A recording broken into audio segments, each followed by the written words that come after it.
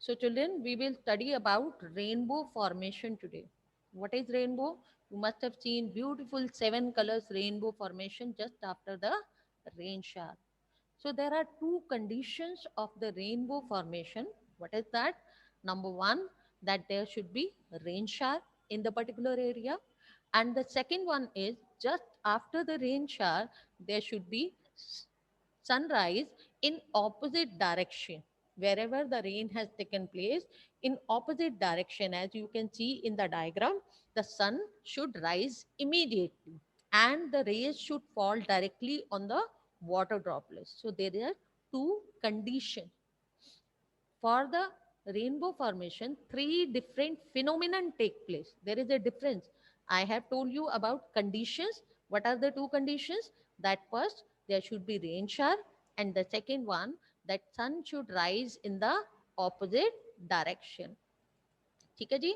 So sun should rise in the opposite direction, right? Now this will be this will be uh, like this, right? Now three phenomenon take place. What are these? Dispersion, refraction, and internal reflection. Now let us understand one by one. What is happening? Sunlight is going from air, that is rarer medium, to the denser medium, that is the water droplet. Now you will be surprising कि ma'am, why there is a rainbow formation? It is not acting as a prism, right? It is not acting as a prism. So why it is rainbow formation is there? Actually, the rainbow formation is because this water droplet is acting like a prism. This water droplet is acting like a prism. Instead of showing the circular shape, it should be in prism shape. Yahan conical shape should be there, right? So conical shape should be there. What we have learned?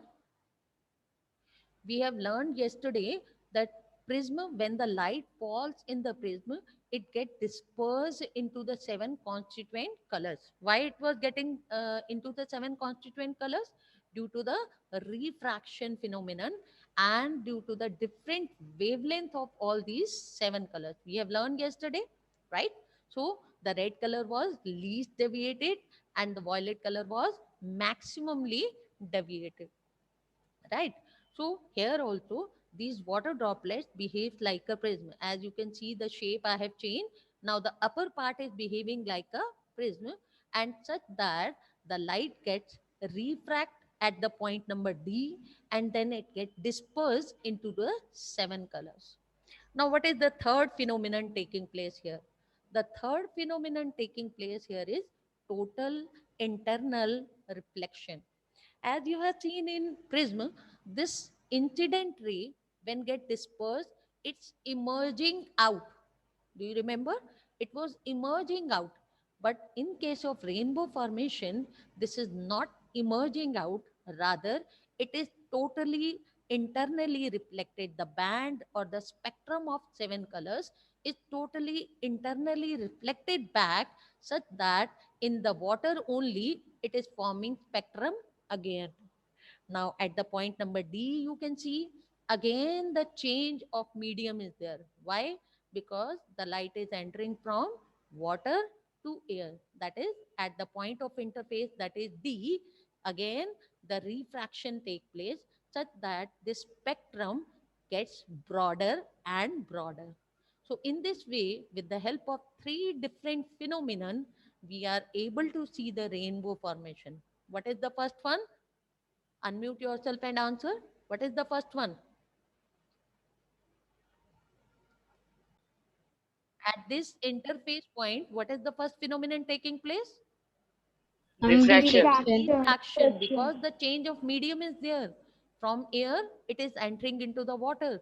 So first phenomenon is refraction. Then what is the second phenomenon in the water? This total internal Dispersion. reflection of spectrum. Dispersion, Dispersion. right? And the third phenomenon take place here is total Total internal Total Total internal reflection internal of reflection. reflection, spectrum. and the reflection of last one spectrum. is that it take place again at the point refraction. So this refraction again makes this rainbow formation broader and broader.